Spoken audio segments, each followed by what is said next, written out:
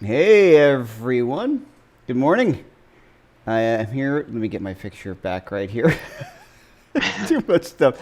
I'm here today with my friend and great guitar player, instructor, everybody, Brett Papa. And Hello, hello. thanks for joining me today, Brett. Oh, thanks for having me, man. Also I'm known as. stoked. Considering your roster, it's an honor. Oh, it's so awesome to have you here. So you guys, I'm sure you know Brett of Papa Stash for many years and all the incredible online stuff. I can't wait to get your history with everybody because I think it's really Oh, good. fascinating for me. It's I long. we so were we were on when it was like four people teaching guitar online. that's It's yeah. long No, ago. you got in super early on all that. So the Yeah. first Well, thing, I was lucky. just today we have all of Brett's courses are on sale. Everything. The whole Everything store. Yeah. in the whole room for Store wide. 25% off if you use the link in the description. We've got And Phil then, doing today. yeah, Okay, hold on. your coupon code, McErlain. Oh yeah, and Go use the check it. coupon code McErlain. Yeah. All caps. So we are super psyched to be here. So the first thing we're going to do today is Brett's going to do a little talking about some guitar stuff, whatever you want to talk about.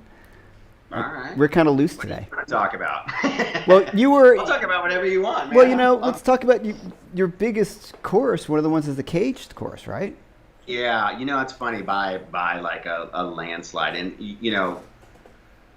for me, it was like I remember I was right in the phase when I was like working with Tim Pierce a bunch in the very beginning, and we were kind of building up his whole thing. And then, I was asking Tim, I'm like, dude, how do you know the fretboard so well? Because he gets thrown in, and he was in the era of pop when it's like they were modulating keys like crazy and all that kind of stuff. So being in touch with all these players when I worked at Divided by 13, I would always ask those guys, like, how do you know your fretboard so well, and how can you so easily play over changes that are just thrown at you at the drop of a hat? And everyone's like, well, you got to be able to see your chords all over the neck. And for me, I was like, okay, that's great, but like, once you get to a certain point in guitar playing, it's so painful to go backwards and like start over again.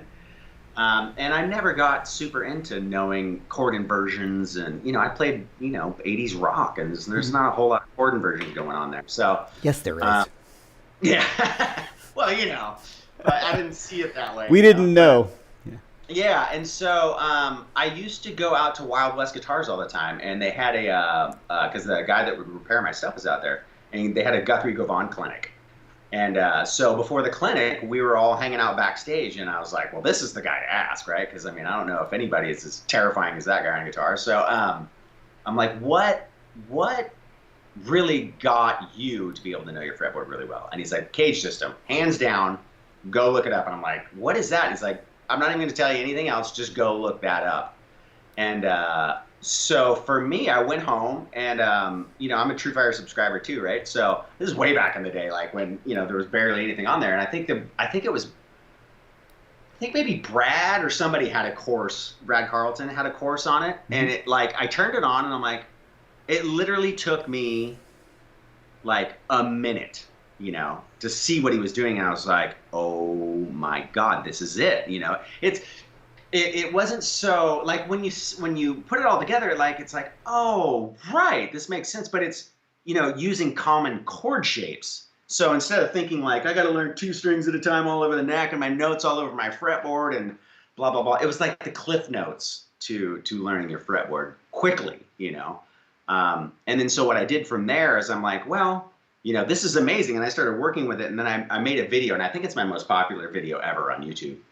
Um, and I put out the concept just using three of the shapes, and the video freaking just exploded. And I was like, oh, okay, so people really this works. And so I started making a couple more, and then after I saw that a bunch of people, like thousands and thousands and thousands of comments, I was like, okay, this needs to be a thing. And then so I took about a year, and I made this cage course, and it just went great. I mean, I've sold a bazillion of them, and it's been great. And it's weird because I'll have players that are way beyond my level, like come up at NAMM and be like, dude, the cage. And I was like, really? Like you? Like, how does that, you assume that you're not going to teach anybody above your level something, but it wasn't the case with that. So, it's been great, man. I love it. And I'm not like a full master, but what I think really people benefit from is a lot of people get technique, but they're not quite sure how to turn that into melody and good solos, right? I think a lot of people go down the road of learning a bazillion songs, and that's great because you learn a lot of great licks. And I think for those players, what Cage will do is it'll teach you how you can apply those at the right time, So it can take your already lick knowledge base and like make sense of like, oh, that's why they're doing that, And so, yeah, man, it's been great. But and now, like when I would watch Tim or any of the session guys I do stuff with out here, when you see them, even, when a guy's holding down the fort down here and you start to see them playing all their other, kind of guitar filler stuff that they do, you're like, oh, right, it all makes sense. And a lot of those guys don't know that system, but when you explain it to them, like, oh, yeah, that's so-and-so, and they're like, oh, yeah, right. They just don't call it that. I think a lot of those guys know it just by having gone through the hard work of literally figuring out notes and chords all over the neck, over years and years and years of playing sessions. So yeah. It's like the cliff notes for guitar, for melodic guitar playing, I would say. Can you give just a quick example? Yeah. So,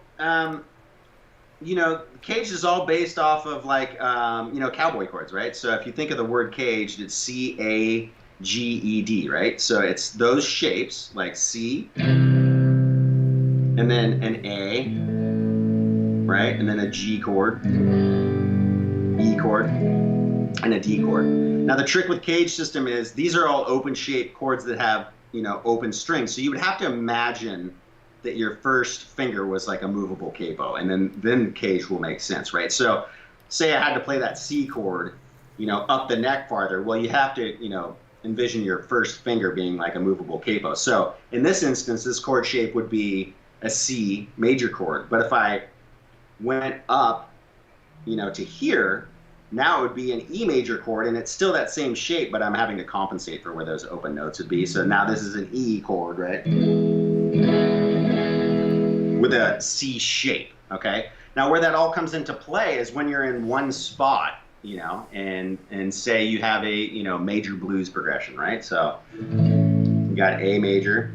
This would be an E shape of the chord. So, look at the shape. It looks like an E chord, right? And here's my capo and then a root, right? So it makes it an A chord.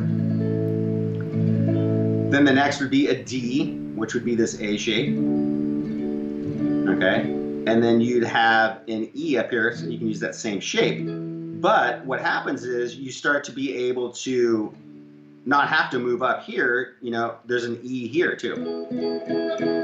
So now you have maybe A, right? You have D, E. There, you can move up the neck and have like A, right? D, E. And so what happens is you start to be able to take little chunks and see those different inversions all over the neck. And that's where you can start making a habit of practicing, like, say I wanted to just, learn how to solo an A major blues progression, up here, right? So, right? So you're targeting your A. So when you bend, right, you're bending into the third here. So you obviously have D here.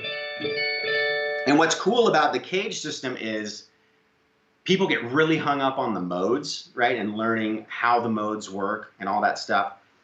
This is what makes, I think, that Cage course so successful, is it becomes the street guide to the modes, right? So what it teaches you to do is, as long as you know that the key, like say you're an A major, as long as you know that much and you know the A major pentatonic scale, well, when you see the chord shapes in there, it starts to fill in the other notes of the modes, right? You may not know what the mode is called, but you start to see where those modal notes occur, right? Because in your pentatonic scale, when you do that D chord, that note isn't in there. But since you can see that D chord, now it's like, oh, cool, there's another note. Right? And then the E, this G sharp note, you wouldn't necessarily be in your pentatonic scale right there.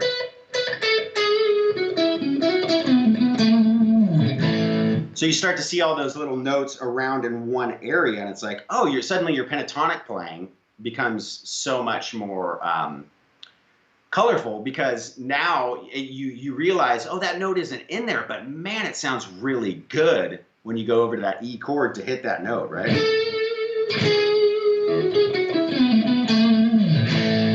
So I think what Cage is going to do is it's going to allow you to see all those, 1, 4, 5 shapes, especially if you like blues, in spots all over the fretboard. Like I said, here would be right the E shape of the chord, A shape. You can use the D for the E, or go up to here. Once you move here, you would have A, D, or D, E, or E. Right, so it's just going to allow you to see those. Everyone talks about chord tones, and it's like that's how you do it, in an easy, explainable way. Now, of course, if I had more time to like really dive in and show you a diagram of something, then it's like, oh my God, Yeah. People will start to like, once they start digesting it, it's like, ah. But the trick is slow down, and really try to take those triads and start making melodies out of them, Start humming in your head and trying to create. You know the target notes, but then you need the next step is knowing, well, what's a third of a chord sound like over the chord? What's a fifth sound like? And how they resolve, So that's the next step. But it really allows you to not have to guess anymore. And then you start to be able to, understand, like when you're in A minor, why does it sound so cool when I bend that note, right? Well, it's because you're bending into your root, right? Or here. If there's an A minor chord right here out of position 2. So you're just bending into that note. Into here. Right? So when you see that, Stevie Ray Vaughan, like, it's like, why does that always sound so good? Well, he's hitting every single chord tone in the chord, So, to me, that was the best method. And players like us, we've spent a lifetime learning other solos, and it's like, oh my God, now I see why Neil Sean's solo sounded so freaking good. Minus he's a great guitar player. Yep. But why the note choice actually worked, Yeah. I don't know. That's kind of it in a nutshell. I know it was a little long-winded, but No, it's not long-winded at all. It's great, actually. It blew my mind. To me, there has been no greater thing in my own journey than learning that when it comes to soloing. Sure. And yeah, so what's great is like with courses like yours and Corey's, when people come in, even if I've gotten emails about it, that they'll see stuff and they're like, oh, it makes sense, right? Even if the person who's doing the lesson didn't explain that's what they're doing, now you're like, oh, okay, I see what he's doing, and I know why that works. So when I'll watch, somebody like you or whoever, that's beyond my level, maybe I can't play what they're doing, but I start to comprehend it, and it's like, oh, okay, well, I'll take the Gilmore approach, and I'll just play it slower, But at least I know why he did that, or Robin Ford or whoever. Like, oh, I see why he's doing that, Where I would have never. If you don't think about the chords first, I think it's a lot harder to learn any sort of modal explanation or arpeggios or any of that kind of stuff if you can't see chords everywhere. So, well, it's funny. We talk about that in the show quite a lot. Like, excuse me, talk about that a lot because as we grew up, we have a kind of a very common history being in the somewhat same age range and realizing we love all the same guitar players and all the metal stuff. Yeah. And we'll talk about all that because, people don't necessarily know me as a metal guy, and then, yeah.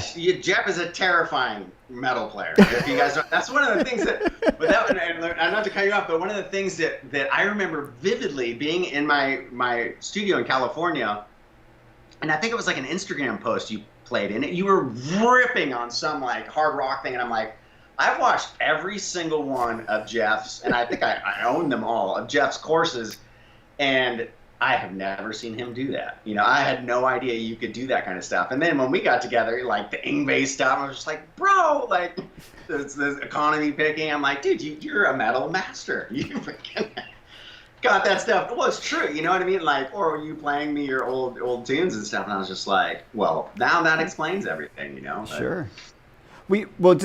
Just back to the Cage stuff, and then we'll get on into all the the nerd fun stuff. Not that this isn't Yeah. fun. It's my approach, and we excuse me, talk about a lot here is the chord tone idea.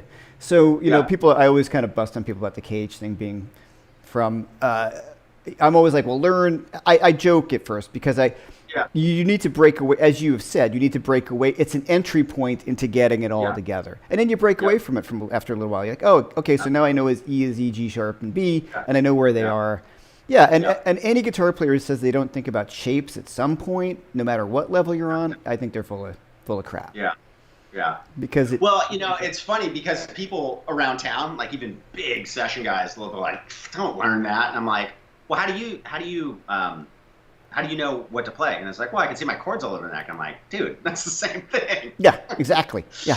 Yeah, it's just called something different. I think people get hung up on names, you know, and systems, people frown upon systems, but, you know, systems teach us everything. Foundations, you know. Yeah, especially when you're first getting into it. Like you said, if you're not seeing those things, you know. Yeah. And then you're soloing and you're like just playing a scale and you're wondering why you're hitting all these wrong freaking notes all the time, you know. You're going like, yeah, it still happens to me even though I know it, you know. I'm like, you know, there's mistakes and then there's not knowing, you know what I mean, you know. You go absolutely. Well, it's a total confidence builder, you know what I mean, and especially if you're jumping into like a live situation, you know, like Marty, my buddy Marty, he used to play down the street from me all the time, and they would play stuff I've never played before, you know, and I was like, what key are we in? What are the chords? And he would tell me, and I'm like, okay. So I knew enough to where I could just, you know, people, it's funny at bars, you know, 9 times out of 10, if you do, you know, this, that everyone's like, yeah, you know, so totally. So like, at least I knew like, okay, here's 4 or 5 notes that over this whole progression, I'm going to be good, you know? So it helps in that way, you know, it's a good, we call those the seal licks. You're like, ooh, you know? Well, right, you know, because I think everybody, as guitar players too, those are the kind of licks I think that we naturally let go because they're so in our bag. Yeah. That we can do that without thinking about it and knowing when to do it. It's like they're crowd pleasers all the time. Yeah. And those are important. I mean, look, the end of Freebird is still killer. You know what I mean? It's still great. Sure. You know, and when people, you know, break into those ripping repeated licks that we're all so comfortable with, it works. I also think it gives us like a break as a listener. Yeah. You know what I mean? Like you're like, oh, I can relax for a second. I understand this part. I think that's my theory. Well, no, and that makes sense, man. I mean, it's when you like go watch ZZ Top, he'll play that same lick for like the whole chord progression. Yeah. And people just like he keeps doing it, and then suddenly people are like they just get into it, you know, because it's like, yeah, that works, you know. He doesn't really have to do a lot, and he's killing it, you know, and he's just playing the same freaking 3 notes over and over again, you know. Yeah. He's kind of the master at that sort of thing, you know. Just that. Absolutely. Really slow, like root, gritty, you know. Yeah. Awesome. He's the man. Reverend. Yeah, dude. So let's talk about, first of all, you shaved. Corey commented. Well, you know, I am in the hipster capital of the world. And so wherever I go, it's surrounded by giant beards. Plus it's hot. I live in Brooklyn. Yeah, no, totally. Exactly. So you know exactly what I'm talking about. So, you know, when it starts getting 90 with like 1,000% humidity, I'm like, it's freaking hot. You know, I'm gonna shave. Yeah. And, it's been so long and it feels nice. Oh, it's good. Like, I have skin here. That's right. It feels weird though when you first shave, right? And then suddenly you're like, the wind blows and you're like, what's? Oh, totally. Totally. What's going on? Well, I got my first haircut in months, and so I was outside yesterday, and I'm like, whoa, I can feel the sun on my scalp. Like it was like, it's crazy. You know, it was interesting. Cool. So people are already asking, tell us about your pink Strat. Oh, okay. So this was a gift from my wife. I was working. I used to work in an alternative, like a medical clinic, and so in between patients, you know, the guy would see people for like 3 and 4 hours. So I'd always be on scouring the internet when I didn't have anything to do. And there used to be this great store down the road called Tone Merchants, and they were really good about posting all their newest, you know, latest and greatest stuff. And I'd already had this. I don't know if you can see it. This Nash back here. I got that there, and so I had always loved shell pink Strats. And one day, I when I was there, I was like, oh my God, they have one, you know? Mm-hmm. And so I called up and they're like, yeah, it just came in. And I think my wife came in for a lunch break and she's like, what are you doing? And I was like, oh, I was just checking out this Strat. She's like, do you like pink Strats? And I'm like, yeah. And she's like, wow, that's weird. And so she bailed. And then I think I got off at like midnight, you know? And she met me there, and when I came out to the car, she bought it for me. And it is just, I mean, you can get this exact same Nash still today, Mm-hmm. but what I did differently is my guitar guy, he routed this humbucker slot for me, and it used to be a DiMarzio Tone Zone, which is really one of my favorite rock pickups. Mm-hmm. But when I started recording with Tim Pierce a lot, he's like, man, that does really sound good, but it's a little compressed. And at the time, right around that same time, we had been, Bob Rock had come into, he buys a lot of Divided by 13 stuff, and he'd come in and he was talking about these Lawler Imperial pickups. Mm-hmm. And how he gets the low wind ones, because they sound a lot like old PAFs, and they're really, you can get a great rock sound, but still very stringy, you know?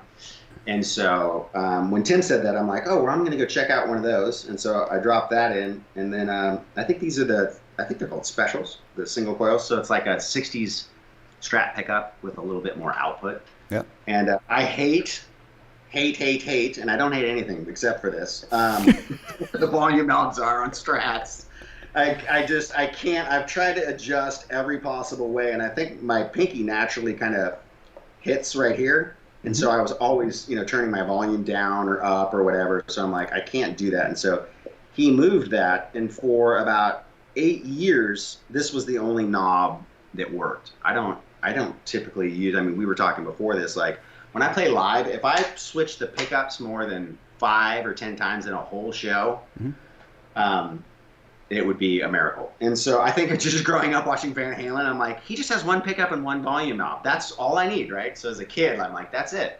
And so, as I started playing blues or whatever, I'm like, okay, I'll play a single coil in the front. So I'll switch every once in a while, but I'm kind of a grip it and rip it kind of player. I set my pedal board up with everything on full tilt, and then I just use my volume knob and cut way back. The trick is finding, amps and pedals and stuff that will do that well. But back when I used to have this buddy who was super good at mimicking Hendrix, and he's like, how he got all those killer clean tones like on Hold His Love and stuff. I'm like, no. And he's like, he had his fuzz on, and I'm like, no, it's clean. He's like, well, get a fuzz and back the volume knob off and put it on the neck pickup, and then tell me what you think. And so I went home, and I had a Marshall at the time, and I turned on, I was like, he's right.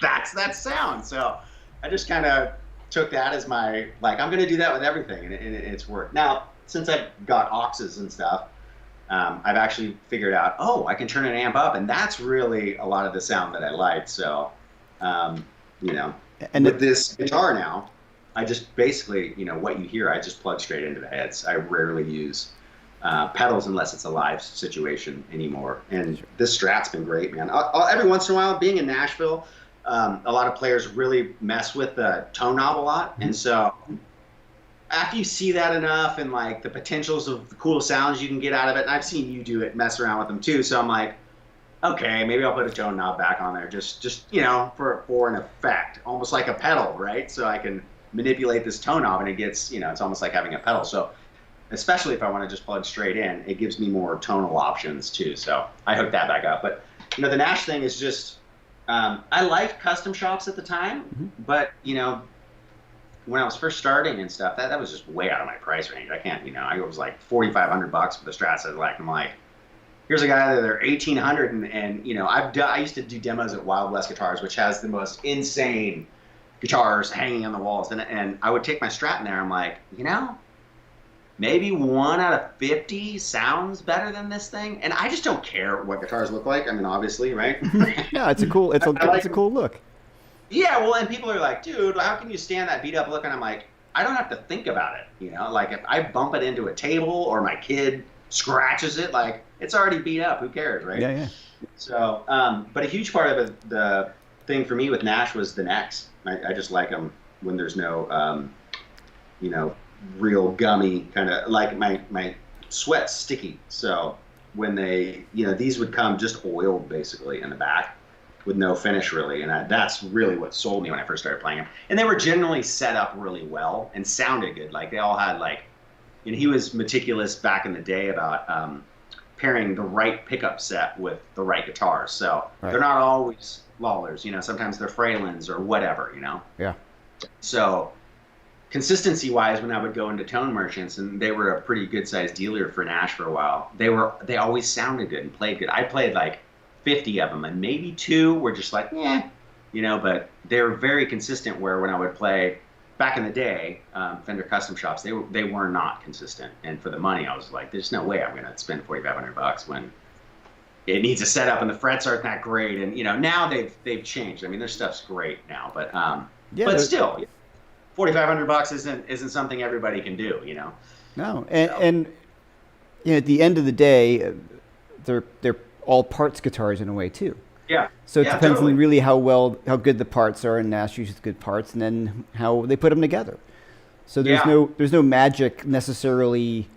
You know, if the ingredients are the same, and you have somebody who knows how to do it, then do you like the way they do it? You know what I'm putting together. Yeah. So now, why do you have that angled bridge pickup?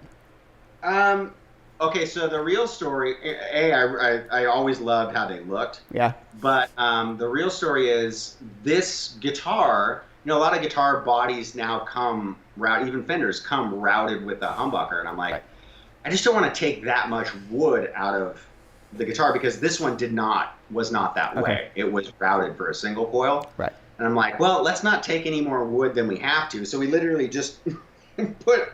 I think we lined up this pickup with what was already there, and then just drew around it, and then that way I was like, well, you know, that's the least amount of wood that's going to come out. Right. Otherwise, it would have been kind of a much bigger chunk of wood to get it in there. So I thought it was going to open up our Jakey Lee conversation. Oh, dude. I think with Jakey Lee, I've just realized no matter what I do, I'm never going to be able to do what Jakey Lee does. Man, okay, we can start talking about our roots and stuff first. Okay, first though, it's just the other way though. Is his angled that way? Like there's or the single coil. Some things RJ has one, and the singles. Yeah, the other way, right? Yeah. Yeah. Which makes sense. I mean, that kind of makes sense because you'd want the higher strings to be a little bassier or whatever. Right. I said one more time. So we've got all of Brett's courses on sale for 25% off. You use the code McErlain at brettpapa.com. And that's awesome. So thanks for that. Yes. So let's talk about what you have coming up, and then we'll start talking about all the really fun gear and guitar player stuff that we love, that we talk for about hours when we hang out. So coming up for me, I'm diving in a little bit more to the subscription model. You know, I think that's going to be kind of the way to go from this point forward, only because you get access to all my stuff. The subscription model doesn't cover the other people's courses, like, you know, Corey's and Jeff and Robbie's and Tim's and stuff. And the reason behind that is because I want those people or whoever I bring in to really make as much money as they can. You know, I being around a lot of players, I get that, you know, so they'll always be excluded. Not that their stuff won't go on sale, because it will. Like when you're part of the subscription, you do get a discount on people's stuff. But so that's going down, and that's going to be like live streams and that whole thing where it's, you know, the subscribers will get access to everything plus, you know, live streams and all that kind of stuff too. And then when, you know, we do courses and everybody does courses, it'll be also a place where you can kind of see what's in the other people's courses and get an idea of like, oh, okay, that works for me too. So it'll be all that kind of stuff. And then I have obviously, of course, with you coming out, which got sidelined once this whole COVID thing happened. Yeah. We were like, we'll just shoot the rest in 2 weeks. And then it just was like, bam. And we're just like, everything. Well, let's talk about this. Brett and I have done a course together, and it got held up because of COVID. And what this one is, you actually approached me. We were talking, we met through Corey, actually. Yeah, Corey was the one who introduced us at NAMM. And you know, we'd kind of, obviously, I knew who you were. And so Corey, I think, who may or may not still be online right now, introduced us at NAMM. And we said, well, let's do some work together. And then when I did the rock stuff, you saw the Instagram thing, and I was just kind of faking some Schenker, is what it was. Yeah. Yep. And then you're like, dude, we have to do that. So. Right. Well, honestly too, I'm like, well, he's already got a bunch of killer, the stuff you're doing, True Fire is great, So in my mind, I like to know, that's the one thing that I like to do in my courses. I like to get a backstory of where the players come from, because that's what we know when I watch people's courses. I'm like, why did he do that? Who was the influence? What did he do where did he even learn those kind of licks? And so when I bring people in, I like it to be more like a conversation, right? Like where, I call it in the living room sessions, because it's like someone's coming into your house and you're really getting to ask all those. It's almost like a mini Jeff documentary.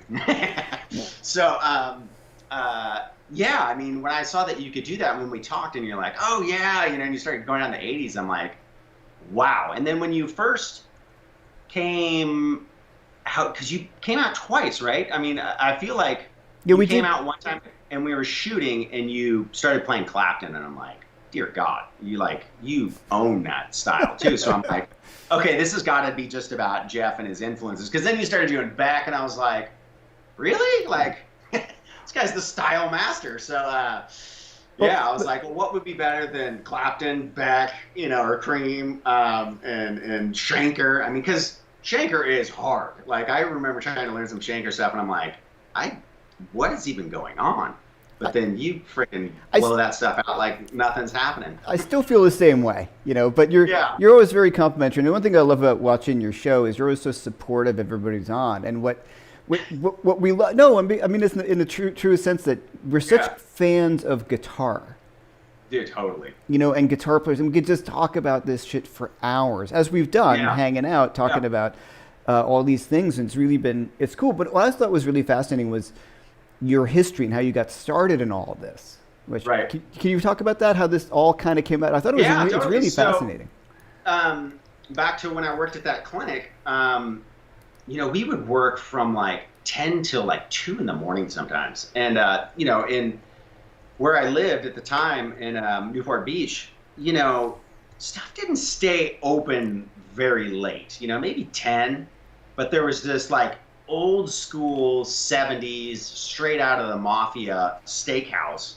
It's called Le Cobb, which was actually an underground restaurant. And you would go in there and, it's the kind of place where they literally bring out a meat cart with a bunch of like steaks and stuff on it. And you get to pick your, whatever you want to eat and that whole bit. I mean, looked exactly like out of Sopranos, right? And I remember going in there and they stayed open till like 2 because it was a bar.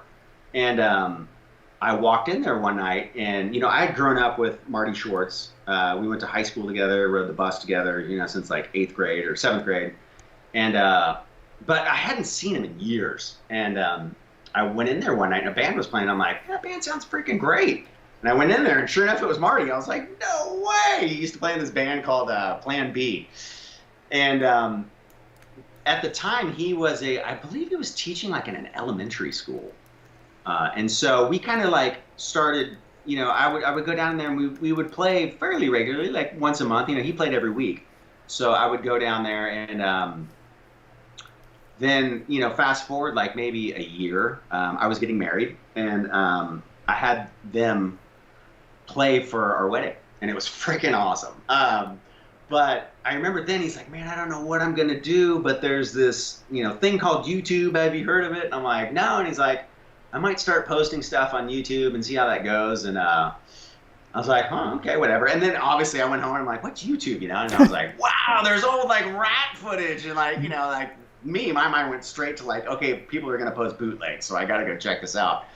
And so sure enough, fast forward about 6 months, I remember being in my wife's parking lot of her office. It was in the morning, and I called, and I called Marty, and I'm like, hey man, how's the YouTube thing going? And he just started laughing, and I was like, oh, okay, so this YouTube thing it's something, And what happened from there was once he kind of had his foot in the door and was running with it, he never was really like a metal guy. He's more like jam bandy, jazzy kind of player, And so me back in the day, I was all like Iron Maiden, Van Halen, Racer X, like just the shred stuff. And so he's like, hey man, why don't you come down and shoot some like hard rock stuff? And so I was like, okay, and I'd never shot in front of a camera or anything like that before. And when I went down there, he's like, man, that was really good. You should think about doing this or whatever. And he's like, let me have you come down more often. And I was like, oh, okay, And so it kind of just started from there, I'm going to say all of it was him being very supportive and kind of like, okay, now do this, go get a camera, now, now go get some lights. And like, I would go down there and he would spend hours with me, man. He really mentored me on how to do it. And then I think, I just found my own lane on YouTube. We did something totally different from each other. Mm-hmm. And back in the day when we were on YouTube, there's no Hendrix tutorials, or there's no like Van Halen or any of that kind of stuff. So I'm like, I'm going to teach that, And so I was really fortunate at the time. My buddy Bill, he's a real successful chiropractor, and he had a really big office. And I didn't have any place to shoot or anything. So he's like, man, I got a room for you, come set up your stuff, and at night, do your deal. So I would get up and be at Fred's at 6 a.m. in the morning, to build amps until 2 or 3. And then from, then until about 9, I would, watch my kids and be a dad or whatever. And then from about 9 till 1 or 2 in the morning, I would go in and I would learn songs and then like, edit and post them onto YouTube. And so I did that for years. And then finally, I had somebody approach me, and this is where the business kind of thing happened. When I worked at Divided by 13, my buddy Scott, he had a guy who, he's like the quintessential like sales guy of all time, like really into marketing, really into all this stuff. And he approached Scott and he's like, hey bro, I want to talk to your friend about a business, and I had seen Marty be really successful at it. And so I was like, oh, cool. Maybe this, maybe there is a thing. And so, talking to him, I like started thinking like, oh, wow, man, maybe I don't have to be, try to be a rock star and go on tour and play all over the world. Maybe I can just sit at home and teach people how to play guitar, right, and make a living. And it kind of all that's how it all happened. It just kept going. And I wanted it. You know what I mean? Now that you're getting onto YouTube and all that kind a little of stuff.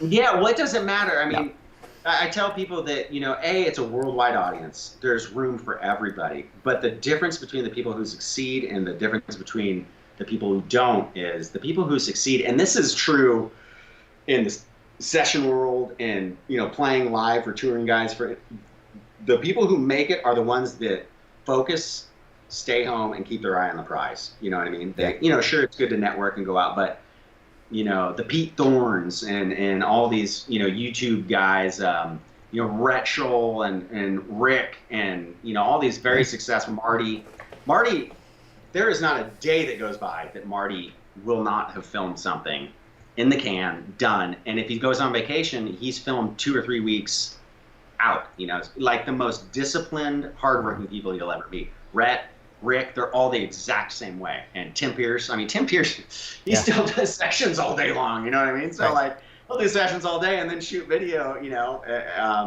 in between his off time, or at night. And so it's really about putting the work into it, It's really, it's this fascinating world that, obviously Corey and I are working real hard at it, and Jason Lachlan is online. We're thinking, and it came to, I always kind of flirted with it, and you were getting on me about it. Like, dude, you got to post more, Yeah. And well, yeah, I mean, Tim and Corey.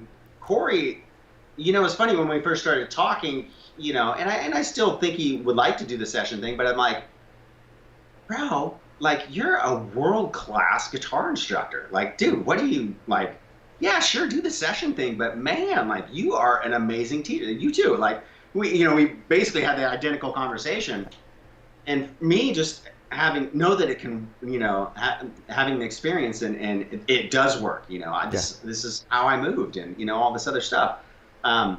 you see that potential in people, and the ones who jump on it. Corey was like immediate. It was like, dude, I bought a camera. I was like, bro, we just talked like a week ago, you know. Yeah. So Tim Pierce is the same way. He freaking dove in. There was not a thing we said to Tim, both Marty and I, that he did not do. Like just bam, he was on it, and it's worked out great.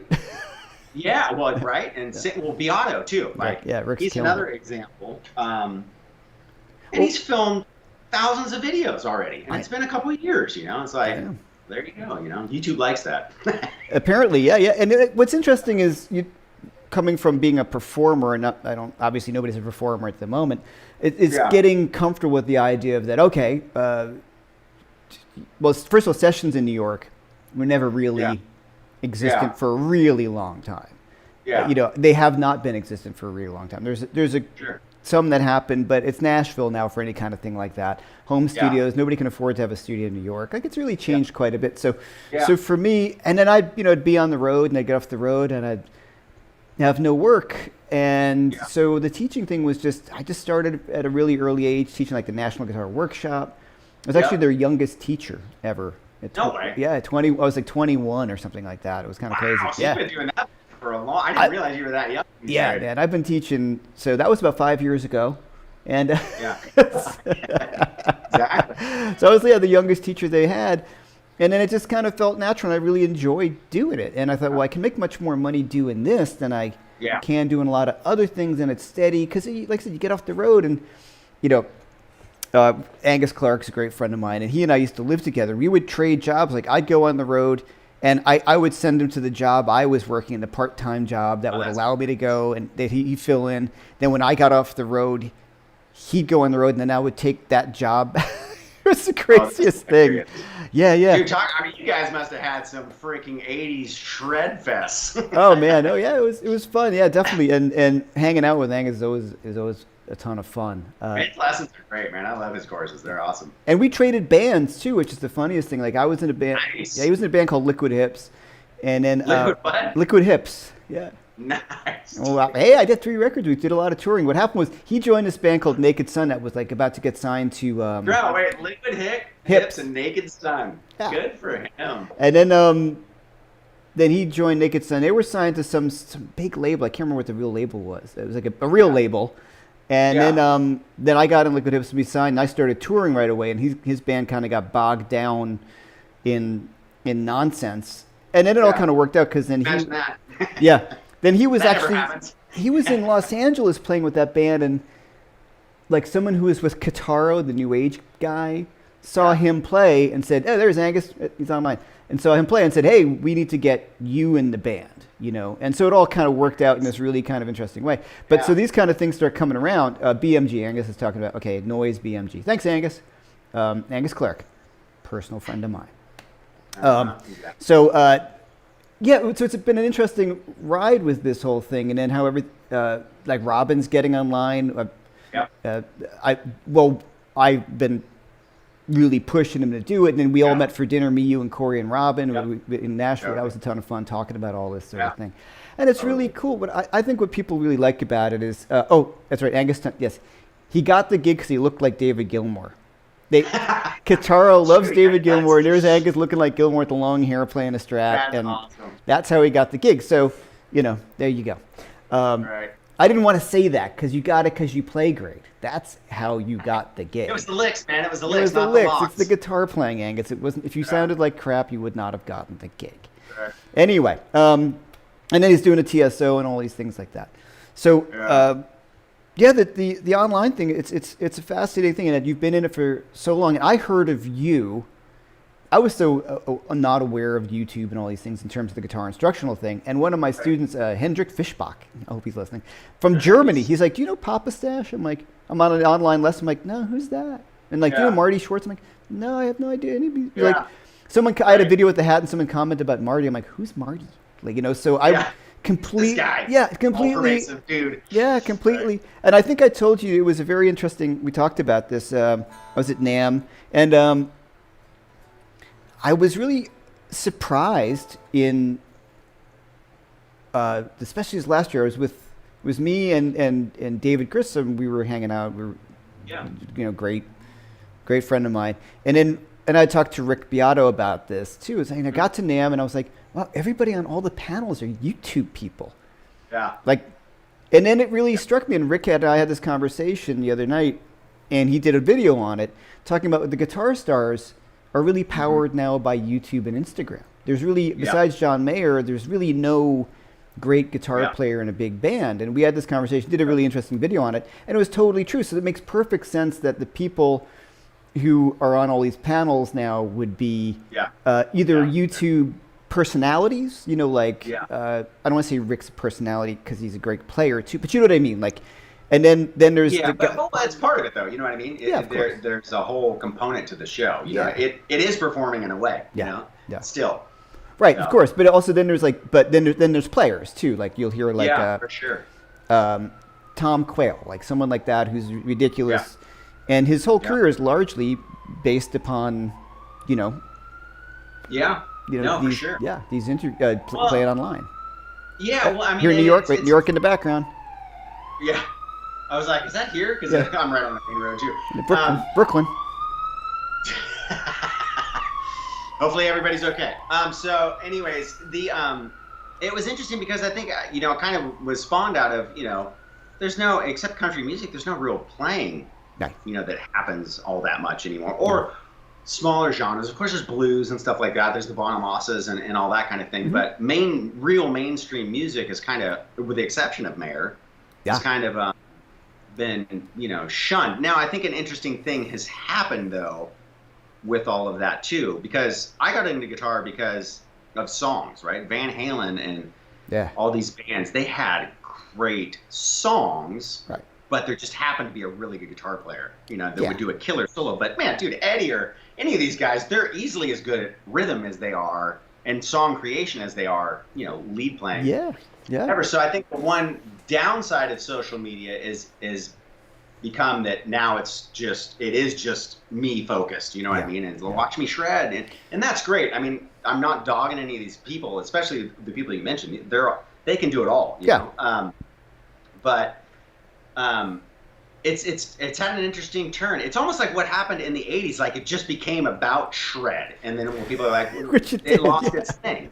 You listen to some of those albums we listened to in the 80s, unlistenable, terrible. Yeah, well, like Chris Impellitteri, for instance. It was just a guy just like, and it's just like, oh, okay, right? You know, like the technique is staggering. I get it, but like, you know, they're, and I'm not trying to downplay anything, but I think what's missing, and especially tying into Rick's, is people don't think about a band anymore. You know, they really don't think about let's get guys together and write really good songs. You know, and you know, it's hard now with what's going on because live music is now. But man, when you go see a band live that's really good, and they just kill it night after night, man, you generate your own momentum. Nobody wanted anything to do with Metallica, you know what I mean, back in the day, but they became the biggest band in the world at that time because, man, they're a force to be reckoned with, and it creates, you know, a momentum. And for guitar players, it's great because once that starts happening, everybody gets back into music and everything. Right. You know, Instagram and all that is very good for the guitar community. It is. But we need songs again. You know what I mean? Well, we talk about, you know, you mentioned Journey's one of your favorite bands, and Neil Sean. You know, those are like the perfect pop tunes with the perfect guitar solos. Well, you know, it's funny. People talk about, you know, Journey, really, and it's like, okay, you know, for me, what got me was the old Journey. Like, go back, like Departure. And those albums before, because Neil, you know, in my own search, like I love players like Eddie. Of course, I love Stevie Ray Vaughan. I'm a huge Frank Marino fan. Oh yeah. And you know, Rat, you know, Warren DeMartini, George Lynch. I like all these players because they had fire in their playing. They're really just like aggressive, fiery blues rock players. And my brother, my older brother, is like a ginormous Journey fan. He's like, have you ever heard of Journey? And I'm like, yeah. Like the only thing I thought of as a kid was like, yeah, they were that band that was in the Caddyshack, right? You know. And so I went back and I listened, and I'm like, oh my God, he is kind of the guitar player that, like, obviously I love my heroes, but I identify more with his playing. than anything. Like if I had to, you know, I love Van Halen. I would, but Van Halen is its own thing. Neil to me is like the perfect blues rock guitar player. There's blues in there, but like there's also other stuff in his bending and his vibrato and all that stuff. Man, it's hard to beat. And that album in particular, Departure, the guitar playing is so freaking good. And then you got to go back and think, well, this guy was in his early 20s, and this band, this isn't Pro Tools. No. This isn't, you know what I mean? This is a band playing live in a room, and they sounded that freaking good. Like the singer could really sing that good, you know. The guitar player could. There's no one pocketing his riffs, you know, like in his licks. Like you in Nashville, you go watch them record a session, and it's like, okay, guys, and the band did something incredible. Well, then the mixers and stuff come in, and they start like lining everything up to grids, and it's like, you guys, like, why? You know, it's like, it's interesting. You know, I think technology has brought really interesting new things to the front. You know, there is real talent out there, but Sure. It's a lot of smoke and mirrors. Rhett and I were talking a while back when he was here last. About let's just do a show where it's like all old school. There's no fixes. There's no nothing. It's just like either you can do it or you can't, and there's no fixing. You know, warts and all. If the performance was great, the performance was great. If not, then, you know, so be it. So I think that really, you know, it's like, to me, one of the ways I get inspiration to do better is, and it's, I've had this conversation with you, but I watch extreme sports. My cousin, he's a world champion freestyle bike rider, right? Mm-hmm. And he, it's full commitment or disaster. You know what I mean? These guys are doing backflips over 80-foot gaps, and it's like, that is like truly performing at the highest potential. And it's like, how can I take that and that level of commitment and apply it to guitar playing? You know, and I think the really great bands, they do that. It's full-fledged commitment, and they're in it to win it, you know? Yeah. And well, I mean, I technology is amazing, but people can do, you know, they can move stuff around, and it's like, well, that's not, you didn't play that, you know what I mean? You did, but you didn't, you know? Yeah. And so for me, and the reason it takes me so long to do courses is because I'll do something 50 times, you know, until I get it right. I want to play the whole thing. If I can't play the whole thing all the way through perfectly, I'll re-record it. Well, especially if you're filming a video, you got, you know, there's no punching, you know, and it's right, a real but, thing. You know, there's people will edit their stuff, you know. I mean, I've edited enough people and enough instructors and videos, and they'll just like, oh, I'll punch that in later, you know. And well, it's you like, know, okay, well, it's fine, you know. Yeah, but what's happened is what's really fascinating, I think, is we've become so, and I once again have this conversation with Rick and with Rick Beato, and that the difference between improvisers and like a lot of almost any video you see on YouTube, depending on who it is or Instagram, someone didn't just lay that down. They played that video. They worked on that clip for hours and hours and hours, because it's come to such a point of level of virtuosity that you can't really put anything that's a little questionable or just kind of loose. And I know, but I've kind of gotten to a little bit more of a point where I don't care as much as I used to, as long as it's not a disaster, you know what I mean? But I'm like, if it has swagger, because all my favorite players always have a ton of swagger, you know? And I know it sounds like old guy. I'm trying to think of like who. I was talking to Matt Schofield, like name dropping. It was at the pedal show when you have the horn. I should, you know, what he was, what we're talking about, what he and I have spoken about is, you know, I took up guitar because Jimmy Page looked so freaking cool, you know, like that was, to me, I was like, wow, that's the guy I want to be. And I feel like some of that has gone away a little bit, you know, that the rock and roll. Yeah, well, not only that, but there wasn't YouTube and 40,000 other things to distract you. You know what I mean? True. Yeah. And largely part of the image and the lore was what was created in your own mind. You're creating your own story about it. You know, we had the record, you'd open it up and it was like the one picture of him, like, you know, with his guitar way down or whatever. And it just looked like he was like Zeus, you know, or Van Halen, you know, like. not only is the guy so freaking good, but there's a picture of him and he's jumping off a drum riser, Mm-hmm. and he probably didn't miss a beat. No, and needed a hip replacement. 20 years later. Well, and was so hammered he didn't realize it till he was in his 50s. Yeah, it's true. All right, let's talk about the fun. Let's talk about. All right, we talked about Jakey Lee. We kind of mentioned it for a second. So you and I loved a lot of the same guitar players, especially those '80s guys. So for me, Jake was such a big guy for me. Yeah, man. I mean, to this day, the ultimate. I didn't get into. You were just telling me about Badlands, and I knew about Badlands, but I never went down that road. But man, the stuff even on Bark at the Moon and Ultimate Sin is just straight up terrifying guitar playing. You know? I mean, well, it was really it was interesting. Like he was just doing something a little different, and to me, like the perfect rock star. I mean, him at the the US Festival, right?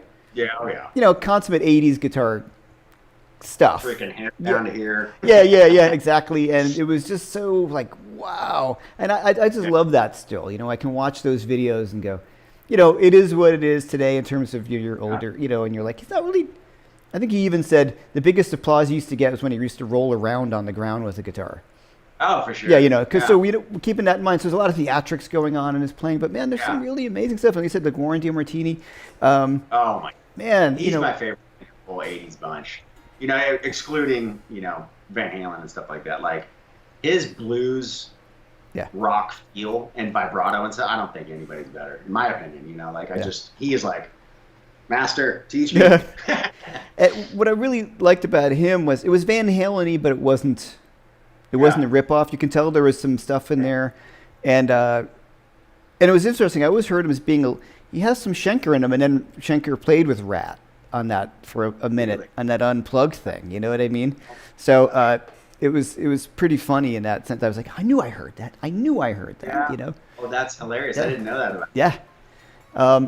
I mean, how can you not be, dude? I mean, talking about another guy who was just freaking amazing. Dude, Schenker was. I didn't know. The guy that does all my guitar work is just a freaking monster guitar player. He's like, dude, because I used to ask him well, who should I check out next? And he's like, you ever checked out Michael Schenker? And I'm like I in UFO, And he's like, yeah. And I'm like, he's like, have you ever tried to play something he did? And I'm like, no. Yeah, it's so really I went home tricky. and tried it. And I'm like, oh my god. Yeah, this is really hard, But his feel and the flow of this stuff. Oh, it's just amazing. Well, in the early Scorpion stuff, or Uli or however the hell you say his name, Uli. Those guys back then, God bless, that stuff is freaking terrifying. I mean, it's just really, really cool playing. Yeah. And then you realize, Yngwie stole everything from this guy in Blackmore. And just did it quicker. Largely. Yeah. And Uli John Roth, for the guys, if you're not sure, the Uli John Roth and the Scorpions record, there's a particular tune, Sales of Sharon, where you're like, oh. Yeah. There it all is in one song. There it all is in one tune, with Yngwie. And I knocked over my light here. Hold on, my fancy light fell over. What? Yeah, I got to think of a better way to... See, what people don't see... I love when people, you go behind, what's your place. I'm like, oh, this is what it looks like. So, the lights around and everything's all over the place and rigged because you're just in your living room and you're like, let me put this over here. Oh, dude, totally. Yeah, that's this house, I'm so fortunate that, everybody's like, okay, you can have the best room in the house. But, just being able to set everything up and just leave it. I have to bulletproof everything for kids, so there's giant sandbags on everything. But right.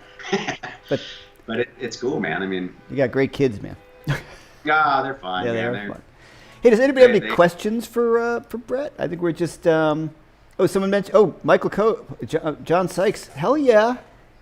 Oh, dude. Oh man, that. Okay, so I love John Sykes, but I did not know that Dan Huff did all the ripping Whitesnake solos. No. That is John Sykes. Come on. No, it is not. It's a lot of that is Dan Huff. I know for a fact. Wait, on the big. Tim's like, no, dude, that's Dan Huff. On the. Sorry to burst your bubble. I was like, really? Wait a minute. On the big Whitesnake record, that's Dan Huff doing.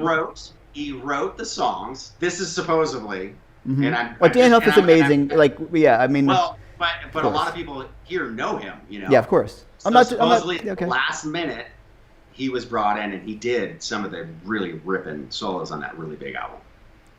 And I was like, I did not. I'm gonna cry. That. But I mean, when you think about it, Dan Huff's one of the most ridiculous guitar players of all time. Like, Yeah. I don't know if you guys know who he is, but like, you watch him play and you're like, oh my God, this guy is the real. I mean, and he's played on anything in the 80s and 90s. I mean, like, God, probably half of it's him. You know, I mean, it's crazy. Yeah. And now Giant, the band Giant, you know, remember he was. Well, he hadn't done any of that in years, and there's a place out here called the Basement East, and people started, you know, now that he's online, they're like, dude, you need to do a Giant thing, and so in like a week they put together a Giant reunion. You can find it online, and he, you know, he doesn't sing like he did, because I don't think he had the time to work it up or whatever, but like he plays just as good as he ever did, and it's like, man, he I'm really heartbroken. is.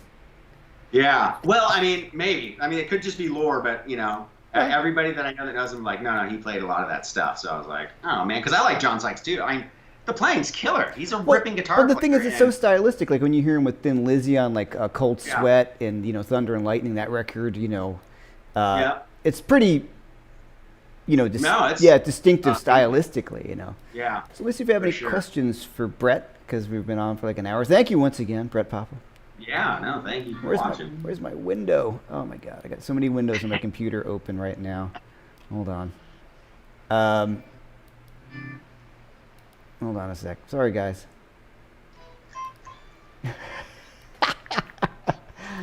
There we go. Okay. All right. So people in the house. I want to say hi to everybody. Corey Congilio's in his house. RJ. Michael Cope, longtime student of mine, who's been super helpful in some of my lighting. In his previous life, he was a photographer. So he's like, you need to backlight this, you need to do that. So thank you, Michael, for helping out with the lighting. All this is through many people, like talking to you. I always like my friend Hermano, helping with the audio and the video and everything like that. So, you know. All right, so RJ's online, Angus, who we have? Sweet. Roman Legions. BV's online. Hello. My friend Chris Amelard, and shout out to everyone. Shout out Essie Nesbitt, always on. Thank you guys for being here. So if there's any questions for Jason, look at Jason's name's popped up right in front of me as Jason Lockman's online. I saw his. Yeah, Jason, I got a question. Yeah. Any questions for Brett? Let me know before we kind of close today out. But once again, I'm looking forward to Ken Picaro. Hey, Ken, what's going on, man? Ken is online. Looking really forward to getting the course out with you, man. That would be really cool. It's a different format than the True Fire stuff, and we're really looking forward to it. And the stuff you did with Corey was really great. And is Robbie Calvo's out yet? Robbie's is in the can. It's just it's just when the date comes out. I think it's going to be in like 2 weeks or 3 weeks. Yeah. Really cool. Robbie's course is interesting because it's, you know, when he came out, you know, I was expecting one thing, and he really, his course is like a concept course, and I was like, this will be interesting. So we shot it, and I was like, wow, you know, it's one of those things like where he's like, no, you do this, you know, and so, you know, naturally I tabbed all of his cool licks out because Robbie's just such a super great player and good player and stuff. So we tabbed, you know, a majority of everything that he does out, but it really was cool to like have something where the course is meant for you to pick up your guitar immediately and like see the simplicity of what he's showing you. The whole course is one pentatonic position, the first pentatonic position, and how you can play every mode just moving that position around. You know, cool. And I was like, really? And he's like, no, it works, trust me. And so I remember like in between takes, but it's happened with all you guys, like in between takes I'm like, oh man, that's freaking awesome, you know. But my tab guy, he's like, dude, this course is really good. Like he's like, I like what he's doing because it's kind of a unique idea in a course. And I was like, okay, I'm willing to try this, you know, because this, you know, I'm a huge True Fire fan too, and I like all their stuff. And so, you know, when people approach me that are also there, it's like I want everybody to have their own thing, right? So stylistically, I try to go in places that you know courses like yours that makes them different, you know. And maybe more behind the scenes of what's happening, you know. So it becomes about the player and where they came from and why they play what they play, you know. I think it's a great idea. Yeah, and it's just fun, man. I mean, I learned from I learned from all you guys, you know. So it's an honor to work with all you guys, but it's also cool because, I think as people, it's just good to see how other people think about it. Because like, oh, right, like the Guthrie thing for me, like I never thought of it that way. Or hanging out with Guthrie Trapp, like watching him play guitar, it's like, wow, okay, like now that I see you do it, okay, I get it, like, and so it's just that little level of inspiration. And for, I can't play as fast or like as good as a lot of you guys can, but like it's enough for me to like I know how I can apply this doing my own thing, Yeah. I don't really want to sound like anybody else either, No. So like but I love what you do. I love what Corey does. Guthrie, any of these people I have on, it's like, I see that, man, these are really world-class guitar players. And so, I think of my space, and my site is, come here, get foundational. Like, I'm going to teach you everything. So when Jeff comes on or Corey comes on or any of these players, Tim Pierce, you're going to understand, no matter what your level, you're going to see what they're doing. Yeah. And you're gonna fully grasp, oh, this is what they're doing. And then from there, guys like you, it's like, okay, Jeff's gonna take you down the Cream and Shanker road and really how to make that sound your own. Corey's very good at, all sorts of blues, styles, authentic to, modern stuff now. Mm-hmm. In our next course, Corey's a rip and rock player too. So like, that was another thing, I didn't know until I saw Corey, another Instagram feed, just ripping on stage one night and like, yeah, he's a great guitar player. Yeah. Totally. So, so we go down his version of that, but which is, less 80s shred and more, Nashville style. So, right. We got but yeah. Got a question or two for you. Okay. Yeah. I'm going to butcher the last name. Okay, Bill is asking, you got me into the cage system. Now I'm trying to learn 3NPS. What is that? Any advice? What's an MDF? Yeah, I don't know 3NPS. NPS. I don't know what that means. I thought maybe some sort of secret yeah, I don't know. handshake. I don't know either. I wish I did. All right, sorry guys, I don't know. Hey, Brett, what channel has the best backing tracks? Quist? Quist is great. Yeah, Quist is great. He's another guy. Quist is going to be coming in too. Oh, cool. We've been talking about doing that for a long time now. Now You Shred.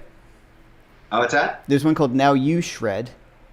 Okay. They make great background tracks. And yeah, there's so much good stuff. I mean, a lot of times you can literally just type in like, G major blues backing track, and there's so much good stuff out there now. Yeah. I mean, it's even I found out on your iPhone, like even there's backing tracks on iTunes.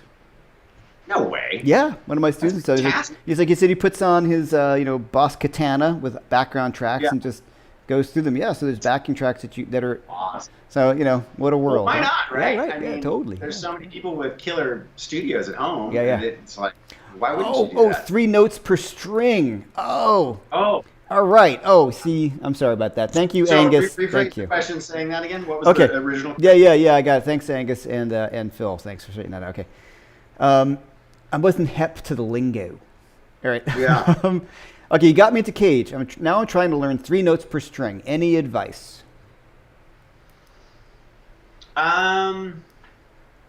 It's funny. Like I'm been a super pentatonic guy the last 10 years, but in the day I was very 3 note per string oriented, and just jamming with some friends lately. I've been getting back to that a lot, and so I'm going to start covering both on YouTube and inside the subscription thing. Going to be getting into that a lot. But I mean, what I would say is once you start learning them, you're going to realize, this is my pentatonic shape. I'm just adding one more note. It's like there's not a whole or two more notes. There's not a whole lot of difference in it. The one thing that I think is great is it does break you out of that pentatonic sound, Yeah. And I think going back to Neil Sean and stuff like that, I think that's what I really appreciate. It's not just blues anymore, But I would try some. I got my lawn guys coming. In the next few days, I'm going to put out some 3 note per string exercises. Awesome. So I would just run through your shapes. But again, always keep in mind, and I'm trying to reverse everybody's thinking. Don't think about scales. Think about chords and how to play around chords, because that's really going to be everything, you know? One thing I would add is, just figure them out yourself. Don't even use a chart right now. You're saying 3-note per string on C major. Well, start on the lowest note. You know what I mean? Just kind of work it out that way, And if you do it just on your own, as opposed to looking at a PDF or something, that's ultimately the best way, because then you're doing the work and then you just kind of remember it so much better than that.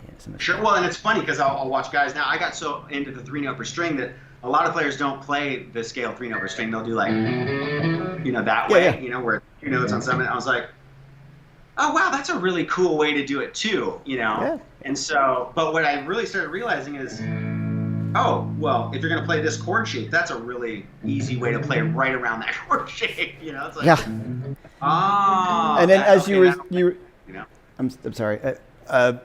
These sometimes like these conversations are like with Skype. So we're on Skype and a delay. So I was like, and then as you're saying back to the very beginning with your caged stuff that you were talking about, the cage stuff, is any of the major scale fingerings of those, 3-note per string major scale fingerings, you will see each of those chord shapes inside every one of those major scale fingerings. So that's a great way. You were talking about working through his cage. So as you're doing it, like you said, envision the chord in the position of the scale that you're playing in. Well, and I have a video coming out, and it's funny we're talking about doing things over and over. For some reason, I'm just like the intro part of it's killing me. But I have a video coming out now where I just take 2 chord shapes, like major or minor chord shapes, So it's A minor, C, and D. And just looking at the notes that are made out of the chords, you know what I mean? Like, don't even think about a scale anymore. Just take the literal chord progression with 1 chord shape and see what it builds, See those notes that are built out, like on that string. Okay, there's, the A minor chord. If I'm just taking the B and E. Now when I move up to C, and then D. Okay, so let's see what our notes are. Oh my God, that looks just like a pentatonic scale. You know what I mean? But then the other notes that aren't in maybe the pentatonic scale, like in this D, this one's in the pentatonic scale, right? And then this one is too. But this one is not. And that's the cool thing about thinking about just chord shapes, is it's like, what is that note? Because if you default to pentatonic shapes and comfortable shapes, you're going to miss that note, which is a killer freaking note of it, that D chord. I mean, it starts to add that modal sound. And then, going back to his questions, you can start to see, there's a 3-note per string pattern made up of the chords themselves, and you're going to see that. I mean, take a major chord progression and just go through all the chords and look at all the notes of the chords. That builds your major scale right there. Start with the root, and then the next note, and then the next note. And it's like, oh, okay. There's the first row. You know what I mean? Mm-hmm. And so just that's one way to start to. I think if you just learn scale shapes, 3-note per string scale shapes, you lose the connection with what notes matter. Absolutely. You know what I mean? And so if you start relating everything to chords and chord progressions, don't even think about the scales, just start looking at those chords and what are the notes made up of that chord progression. And the reason why I say take 1 shape, like the E shape, is it doesn't become so overwhelming. Right. If you start to add all the shapes together, then it's like, oh my God, there's all these notes all over the place. But this is very easy to see and to do. Mm-hmm. And it'll just give you little hints like this note, like I said before. Right. And then suddenly you're like, oh. And then when you add the next shape, you know what I mean? Like if you added the D and the C, then those 3-note per string start to get built. Like now, all of a sudden, it's like, I know in my mind, it starts to become Dorian, right? Yeah. I still have this box that was made by these chords right here and here, but that D now comes into play here. Right. And so that's one way to build 3-note per string with intention, because my default when I learn 3-note strings, I just do it. Yeah. Hoodly hoot, the hoodly hoodly. Yeah, totally. It's like, well, that's great, and in 3 songs, I'm going to get kicked out of any band in Nashville if I do that, so.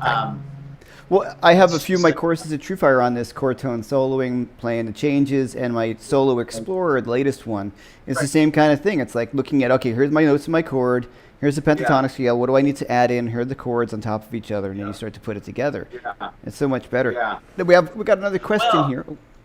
And then you realize that, I can play one note over all 3 of these chords, and it works great. Yeah. Hey, what do you know? Because, when you came in and you did your, some of your own tune stuff, it's like, you're not shredding, and it sounds freaking amazing. But every note counts, you know what I mean? Yeah. And without thinking about it that way, chord-wise, it's so easy if you have technique under your hand. If you're a guitar player that's been playing a few years and can play, it's so easy to just lose that concept because you fall back on the easy technique, Yeah. We got one final question. I have your this is from Bob Franklin. I have your Cage course and Corey's Blues course. Any suggestions on how to combine the two?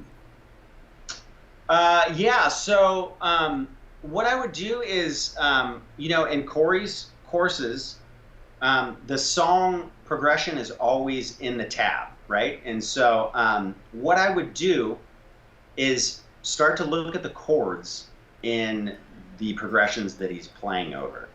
And then also the tab will show you what licks he's playing and how he's playing those licks, right? And so what I would do is start to analyze the notes, now that you know the Cage system, and assuming you know it fairly decently, look at the licks he's playing over each chord, because, if you have the Guitar Pro files, you can slow it way down. And just look, he's playing an A minor chord, and he's doing this lick. Well, why is he doing that? Start to analyze every note. He's still over the A minor chord. Why did he do this? Well, it's, part of this chord right here. Why did he do this? Well, because it's part of this chord right here. So that's kind of where my mind goes with it, and what I'll do with my own favorite guitar players soloing. So, or even Jeff's course coming out too. They both are pretty good about saying that kind of stuff. This is right out of this chord or right out of that chord.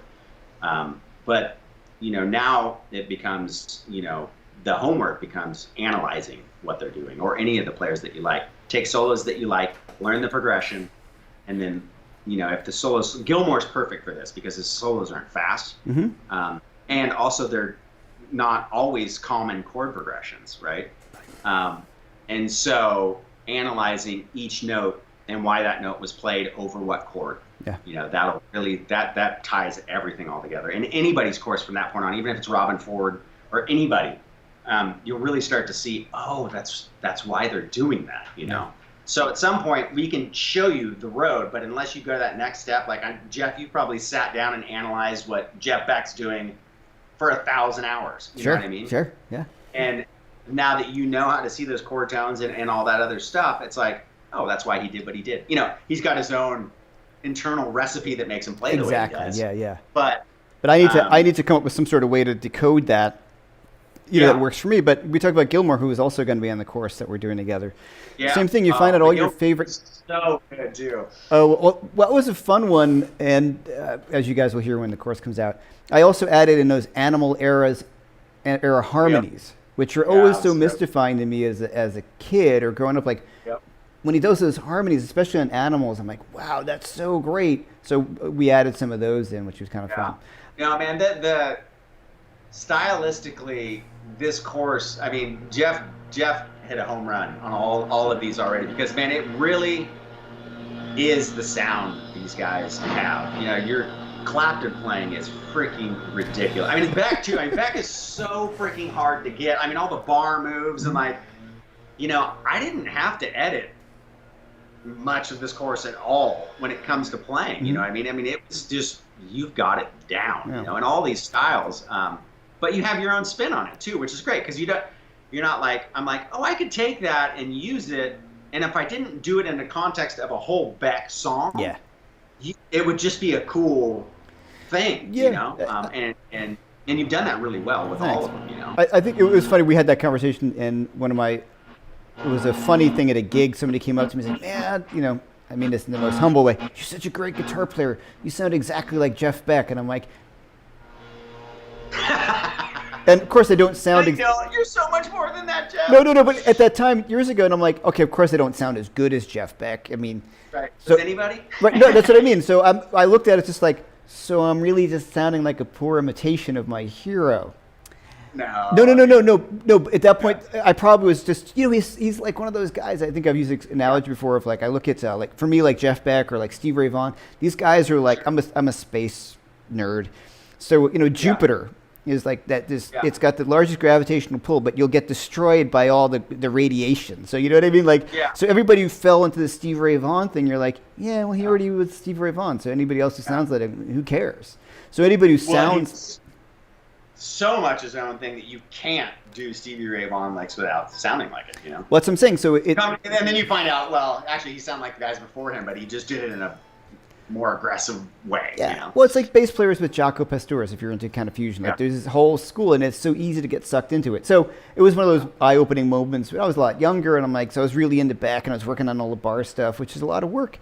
And I was just doing it too much, and then I realized, like, I kind of swayed from my own kind of voice. But yeah. Well, I mean, it's hard not to be on the shoulders of giants and let them influence you, Totally true. Absolutely. But you, I mean, right? I mean, like the gravitational pull is an excellent example because it just sucks you in, You're just like. And I'm also such a guitar nerd like you and a lot of my friends. I just got totally into it. I enjoyed it. And then after a little while, like, I don't want to sound like Clapton. I can kind of feel like I can channel some of his key elements of that era that I really love. You know what I mean? That really live with me.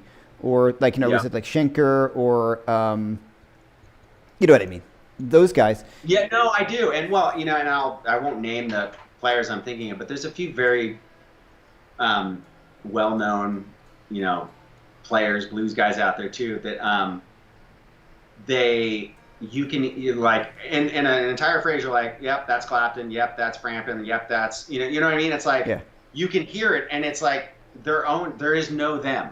It almost seems like using other people's licks to do your own thing. And the real challenge and the thing I think you and all the guys that have on the site do really well is they're able to take an influence and not steal it. You know what I mean? It's like it's an applied influence that works its way into something cool. It spins off into the pizza's a pizza, right? But there's 1,000 ways and different ingredients that you can make a pizza. Same chef maybe, might use the same ingredients as the guy down the road, but why does, this dude's pizza, why is it better than that pizza or different in a good way, Yeah. And so that's a challenge, man. And through teaching and having to do all this stuff. It's almost more work to sound like somebody else in a way.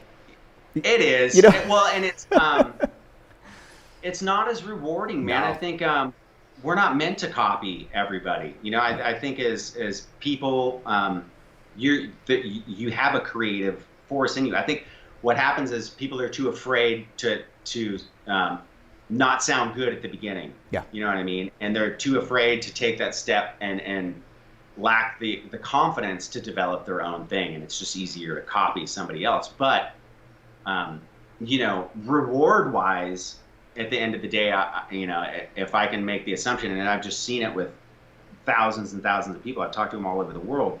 Once they're able to understand a concept and then make it and be able to create something on their own, that's when people are they're blown away, and then they get hooked. I mean, it becomes a thing. I mean, it's just it's awesome. Even making a course. At the end of the course, you created a thing. And it's like it's fun. Totally on every level, it improves you as a person. I remember it sounds like a name drop again. I was hanging out with Wayne Krantz. We used to play the 55 bar at different nights, and it was just a hang. Yeah. And we were talking about that, and he said. And he famously said in an interview, but he said it to me before the interview because it's obviously not the way he thinks. He's like, why would a grown man want to sound like another man? Like, like why would, or a woman or whatever, like, why would a grown man want to sound like another guitar player? Why would, that makes zero sense to, like, he was completely mystified. Like, I don't understand that at all. Like, why you would even bother with any of that is insanity to me. Right. Yeah. No, well, I think a lot of, just culturally, a lot of things are group. You know what I mean? And but it's the ones who break out of the group that are remembered throughout history. You know what I mean? Like the Pink Floyds and the Van Halen. I mean, these are all, even Slash. You know what I mean? It's like these players who got out of the thing and created something new. You know? But they couldn't do that without influence from other players. Right. But I mean, like being, like what he's saying, it's like owning up and being a man and being comfortable in your own identity. Your identity. It was one thing that I've had to learn how to do with, it's my own ego, but it's just kind of funny. Well, people say like, oh man, like they'll equate my playing to somebody else. Yeah. And, it sounds like Jeff Beck or something. I'm like first thing I think is like, I get almost like upset. Yeah. And then it was my brother who said, wait a minute, they're equating you, their frame of reference is Jeff Beck, and you're falling into that frame of reference for them. You could do a lot worse. Right. And I don't mean it. Totally. Yeah, I don't mean it in my own arrogance. It's just fifth grader trying to play guitar. Yeah, right. I don't mean it to be like my own arrogance. It's more of your ego. Like you're trying to develop your own voice, and someone says, "Oh, that's it's like really sounds Jeff Beck like," and you're like, "Oh, does it?" Yeah. And then it's their frame of reference, and I understand. It was kind of cool. It was like at least they didn't say, "Hey, it's really sounds a lot like CC DeVille or someone like." Well, it's funny. Who that brings to mind to me is Scott Henderson. Yeah. Because you can really hear his influence. Mm-hmm. The people who influenced him. Yep. But at the end of the day, he still has his own thing where he freaking owns it. Oh, you know what I mean? It's like that Tore Down House album is just like, or whatever it's called. Yeah, no, that's the one, Tore Down House. That is spectacular. Record. Some of the, it's I can hear Hendrix. Obviously you can hear Beck. So sometimes I want to take the bar away from him at this point, but like the influence, you can hear it, but it's still very Scott Henderson. You know what I mean? And he almost like supercharges where he took the influence from, and it's just like, well, I think there's and then you realize the importance of learning those styles because. How it came out in his playing, it's like, oh well, I should learn all those guys too because listen to what he did with it. He took it all and was just like, bam, and not album, Jesus, I mean blues playing. That's a great record. Well, it's so good. Well, I've just realized we've been talking for like an hour and a half. This is what because we're guitar geeks. This is what we do like when we hang out. Now this is funny. Like in between takes, I'm like, I think we're both like, wait, maybe we should just actually do a take. Like in your room right there, because we're talking about guitars and listening to stuff, and so it's a ton of fun. Well, thanks for being here, Brett. I really appreciate it. And so everybody, thanks Brett Pop for being here, and everybody, thank you for being here. Once again, if you go to the link below, all of Brett's courses are on sale for 25% off on his website, and the link there. And if you use whole store, everything, Corey's course, everything, yeah. And once again, people like Brad and our True Fire courses, these are really great cooperative relationships we have. Yeah. It's not like like record labels like, yeah, well, I'm sorry, we're taking everything and you have to make all your money back before we pay you anything. So then yours, I mean, you've been great and True Fire as well, that really working with the musicians. So know that if you buy something through the store, Corey sees the money, Brett sees the money, we all see the money. Brett isn't like hoarding it. It's just this, we're working in this thing together. And so it's the way to help support us if you like what we're doing. And everybody has a space, man. Yeah. We all have it. We all have our own way of putting it out. So I think it's all different. Yeah, exactly. And different enough where you can learn from everybody. I mean, I think True Fire is awesome, man. I got a ton of their stuff too. So I don't think it's an us versus them. And I'm friends with the owner of True Fire, so it's not. We all win. Oh, there's no, and there's enough, and that's the thing about YouTube. Like, just really, I'm talking again. Like, you helping me. Keith Williams from 5 Watt World's been helping me, and Brett, freaking on it. But give him a shout out because I freaking love that dude's channel. It's my God, I know 5 Watt World. Yeah, man. I told him the other day, I'm like, now I want a freaking Flying V. Like again, I always want a Flying V, and then like Angus has got a few, and I'm like, I had one as a kid, and it's such a pain. I don't know. Slides now. But I want one. I know, but I want one because But I'm like, it might be not getting a lot of use, but whatever. Hey, your shanker thing on the part of the shanker thing is like you can get all the way up there on those high frets like he does without all right, we're talking guitar gear again. So 4.5 hour show. Okay? Yeah.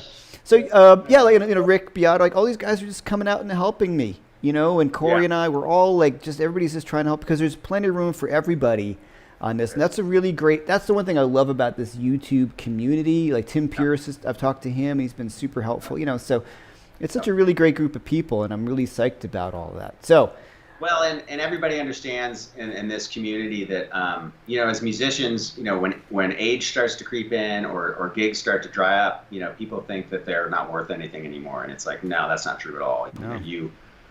You can heavily influence people. Yeah. Or you just don't want to do gigs. You just don't want to tour anymore. Like you just don't want to. Right. And that's a huge part of a lot of these guys. When I talk to guys in Nashville, they're like, man, I'm done being on the road. I don't want to do it anymore. Yeah, unless it's your band and you're making the lion's. And right. And even if it is your band, that's sometimes even more difficult. You know what I mean? So it's all right. That's a whole other conversation. That's round two. Yes. All right. Brooklyn Lockdown, round two. So so you've got, when is your subscription channel launch or your subscription service? Well, if you buy the subscription plan now, it's on the site. You'll be part of it. It doesn't matter. But a lot of the new videos and stuff are going to be dropped in. I think if you're on the email list, make sure when you go to the site, get on the email list, and it'll let you know when Jeff courses come out and all that other stuff. But that should be in 2 weeks. And then also, if you get on the email list, I'm giving away. People always ask me about tone. I'm giving away a pedal board next week. So we got a pedal board. I'll show it to you right now. Yeah, do it. Yeah, do it. See, conversation's running longer. I went to some local guys in town. Oh, is that XTS. Oh yeah. They make all the pedal boards for everybody. So I took some of my own pedals, or almost all. These are all of my own pedals, I should say. And I made a board out of it. So everyone's gonna have a go-to little rig, and so you'll get all the notifications about that too. But everything there is good to go. And then the one difference between the subscription course and all the other courses, if you get the subscription, you get everything else. But then it's going to be constantly added stuff year round to that. Even stuff with like you guys and a lot of the session guys I'm working with here in town. And there's some other really, really cool. You're in the spot. Everybody's there, and you got a great location. I'm super. Next week, I'm meeting with a guy who wants to kind of help out with things around, and these next 3, 4, 6 months is going to be insane. Like I already, I'm super pumped. I've been scouting locations and hitting up a number of these people, and I'm like, this is going to be insane. So that's great. Yeah. It'll keep you in the loop with all that stuff, and it'll let you know, like whenever we do videos with you or whatever. I always put like, it's not salesy. I put up free stuff and I never thought your stuff was salesy anyway. And hopefully with this stuff, I'll be able to get down there because obviously things are starting to ratchet back up in Tennessee. So totally. Well, here in Franklin, it's great. So anytime you want to come down, that'd be awesome. But man, your stuff's looking great lately too. So it's good to see you. In full committal mode and doing stuff. So I'm enjoying it. Yeah, we can do this, and record that, and it's like we're still together. Yeah. Almost. Okay, so thanks everyone. I'm on again for the lesson, the Brooklyn Lockdown, or Brooklyn Phase 1 out of the lockdown. It's on Wednesday at 4 p.m. as always. Now I will announce who my guest will be next weekend. I've got a few people. I just haven't. I've been so busy that I'm like, oh no, I didn't line anybody up. Yeah. You know how that is. That's the one thing about getting all this going, right? It's just like, how do I get it all done? Yeah, I'm like, oh my god, I got a bunch of people that I've already said yes. I just have to confirm who would be it. The fun thing about it too is like I could call. We could do repeat people because it's just talking about guitar. Yeah. It's just a ton of fun. Hopefully, you know what I mean. So, I think and people know what they want to hear. Yeah. Which is great. All right, man. Thanks so much. Thanks everyone. I will see you on Wednesday at 4 p.m. Eastern time on the lockdown for the lesson. And thanks for the B.B. King one that I did. Oh, okay. The standard things. If you are coming from Brett's channel, please subscribe to my channel. I would appreciate it. Get the likes, and vice versa. If you're not on Brett's, go over there and please subscribe to Corey's channel, and please subscribe to RJ, and please subscribe to Jason Laughlin and Angus Clark. All these things are really helpful to us. So anybody you see on here who's a friend of mine or I've mentioned, just go to their YouTube page and subscribe. That would be totally awesome. So, All right. Totally. I will see you guys on Wednesday. Thanks. Goodbye. Goodbye.